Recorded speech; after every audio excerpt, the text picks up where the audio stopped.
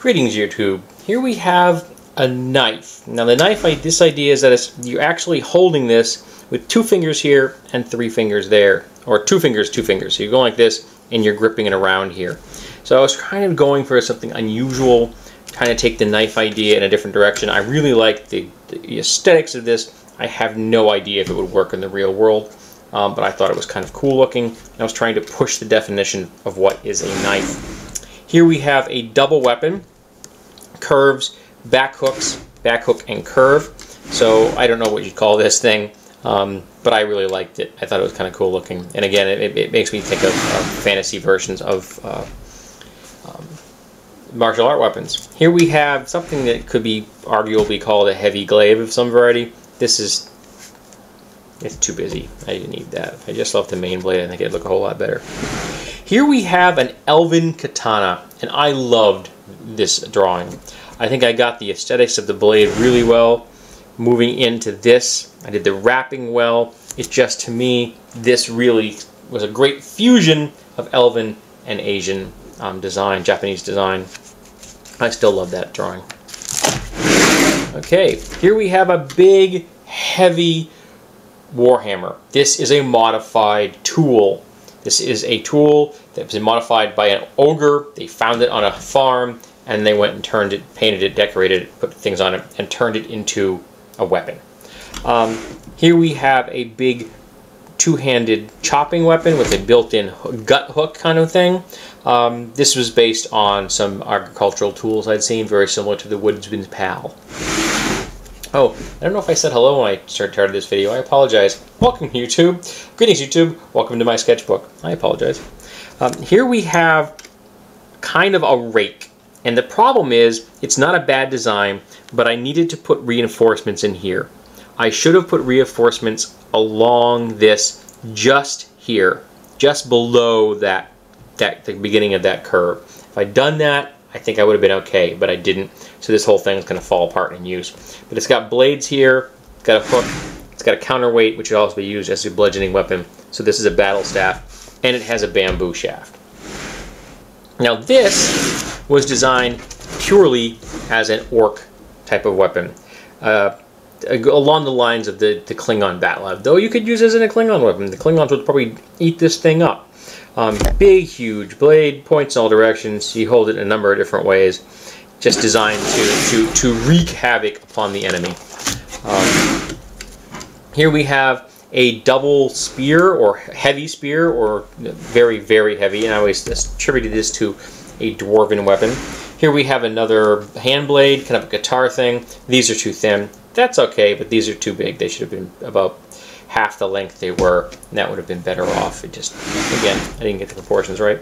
And here is another version of an orc weapon. This is lighter, so I could attribute this to humans, or even bulk, and even muscular elves might be able to pull this one off. I really like the way that looks. So you get grip options, grip options to use it up closer, or use it as a two-handed weapon in slashing. Now here we have another design of an elven katana design, and I also like the way I did this one. I got the overall curves in the back, then the slightly different curve here, and then the Tanto style tip, and then this grip down here. I was really pleased with this one as well. Sometimes I really loved my drawings. Not always, but sometimes I did.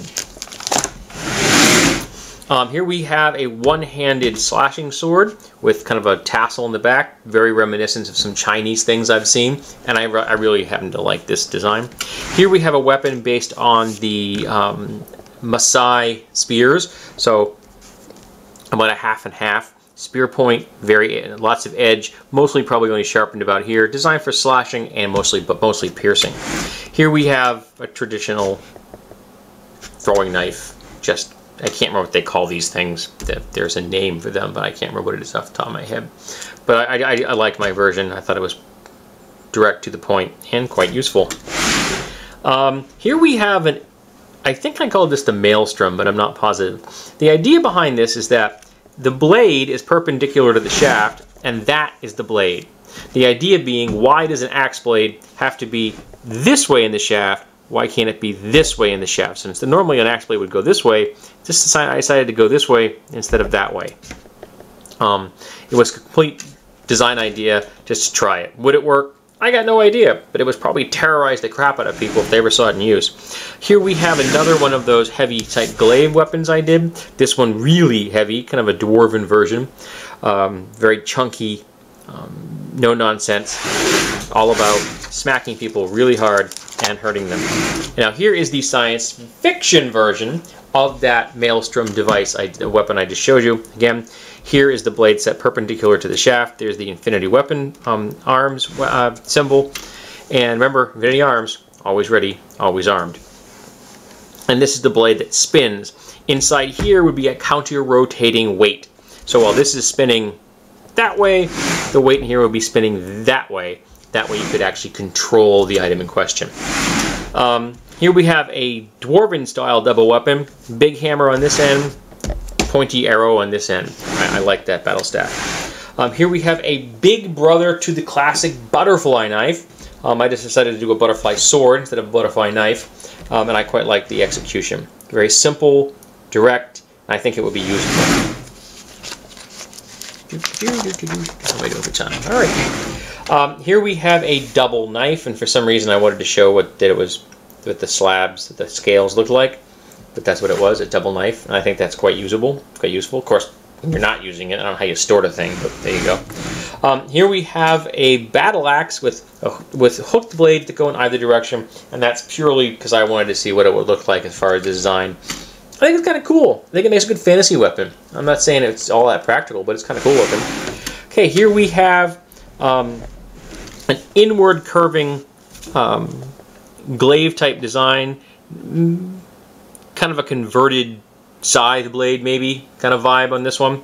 I thought that was nice. So this is like an actual combat scythe. This is if you wanted to take a scythe blade and turn it into a weapon. There you go. Here we have a heavy flail. So you have, here's the shaft, here's the chain, and it's a wooden head bound and strapping with metal studs in it. And here's the cross section of what it looks like from above. Actually not cross section, but from above for the head. This is just brutally dangerous, and I really liked it. Here we have a double knife, and I happen to like this design quite a bit. Nice grip, nice blades, and again, I don't have a vaguest idea how the heck you'd store the thing when you weren't using it.